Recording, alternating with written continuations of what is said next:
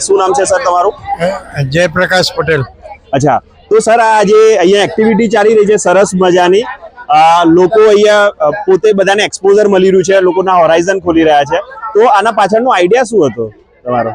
Idea તો છોકરાઓએ અમારી પાસે ડિમાન્ડ કરી એટલે છોકરાઓની ક્રિએટિવિટી હવે દેખાય છે આમાં. અચ્છા એટલે એ લોકોને તમે દાણ આપો તો દોડવા માંડે એવું છે આ બધું. અચ્છા, કારણ કે બધા આમાંથી ઘણા બધા લોકો છે જે ફર્સ્ટ ટાઈમ છે અને એમના માટે એક નવું એક્સપિરિયન્સ છે અને એમને એવું એક નવી સ્કિલ્સ પણ અનલોક થઈ. તો આ બધું તમારા કારણે થઈ રહ્યું છે. તો તમે આગળ હવે નેક્સ્ટ યર નું શું પ્લાન છે કે નેક્સ્ટ યર કેટલું મોટું થવું જોઈએ? નેક્સ્ટ યર તો આનાથી મોટું કરે તો અમારી તૈયારી છે. અને આ માને છોકરા કરતા છોકરીઓ રસોઈ બનાવતા શીખી વધારે મહત્વ. હા, એ પણ છે.